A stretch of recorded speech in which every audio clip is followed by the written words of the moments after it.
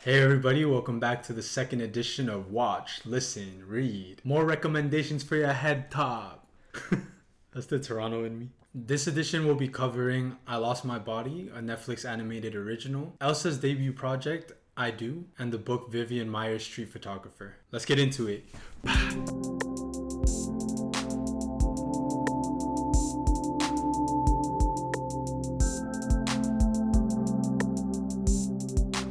Alright, so first off is the Netflix original, I Lost My Body.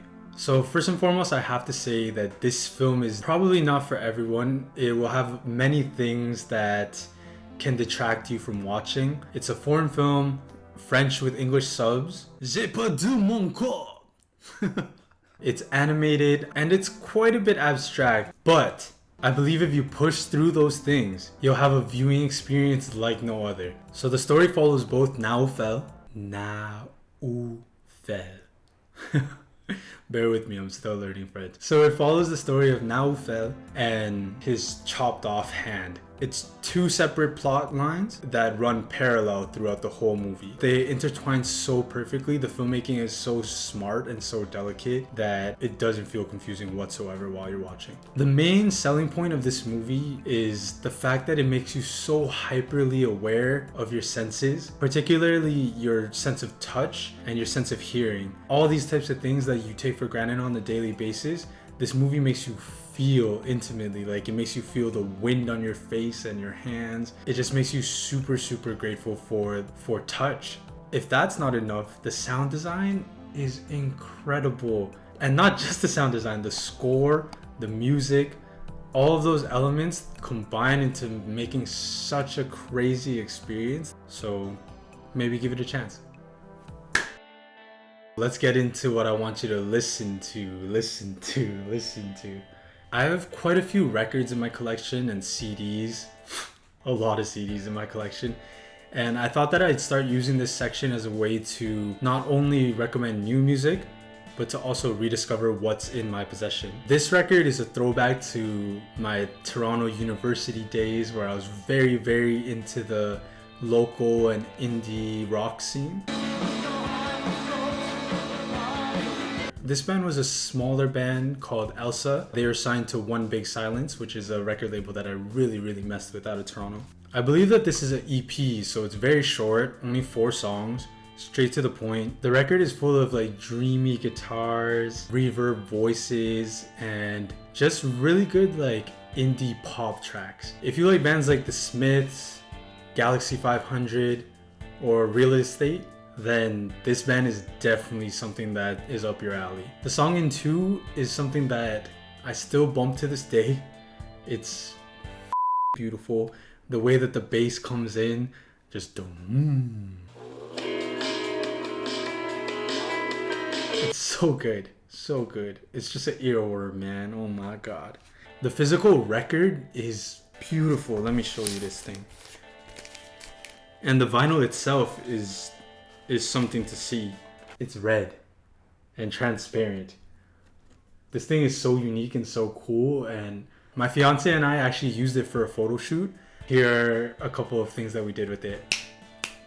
So this record really brings me back to a very specific time in my life. Being in Toronto, putting headphones on, walking through Kensington Market. It's very chill, very atmospheric.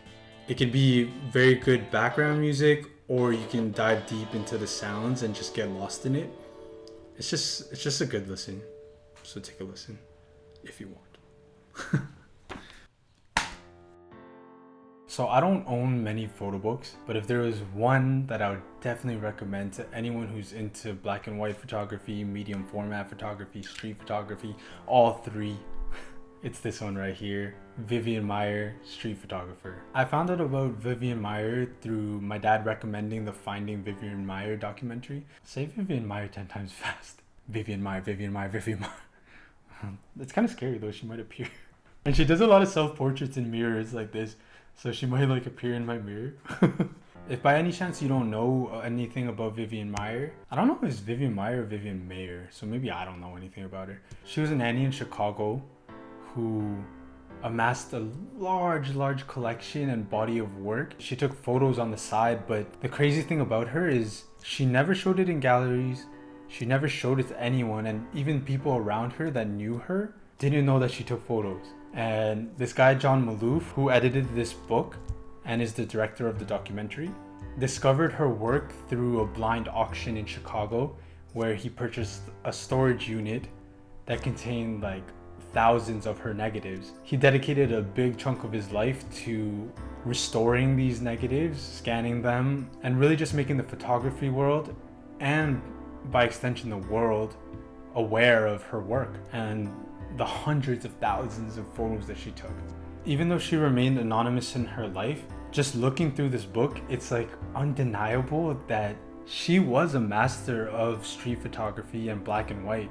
So many of these photos in this book tell stories and capture these like amazing scenes on the streets of urban cities like Chicago and New York. I think she really had a knack for composition, a knack for finding like really downtrodden individuals and even upper class, elegant type of women. She photographed everything on these streets, and I think her work is kind of like the height of street photography for me anyways. She shot on a Rolleiflex, which is like shot at the waist level. It's a 6x6 format, so it's a square. Don't be a... I think the scenes that she captured were extremely thoughtful, beautifully composed, and unafraid to look at subjects that were maybe taboo and a little bit uglier, you know? Her lens was unbiased, and she would just look at the street as the street was.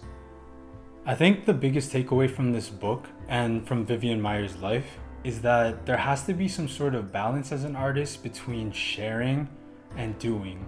I think a lot of us modern artists get too wrapped up into sharing and almost oversharing, and not enough of the doing and practicing the work. And then Vivian Maier is the opposite. She just did the work and never shared it. It's really a crazy story, because if John Maloof didn't discover these photos, then they would have been like lost to oblivion. And I think the world is a better place now that these photos exist, you know? Maybe just a little bit better. So it really makes me think about that balance and what needs to be shared and what doesn't need to be shared, you know? I think that wraps up this week's edition of Watch, Listen, Read. I hope you come away with something valuable. I hope one of these things that I recommended becomes something that you really mess with, that inspires your art, that makes you want to go out there, do some work, share some work. I hope everyone's staying safe out there. Until next time, peace.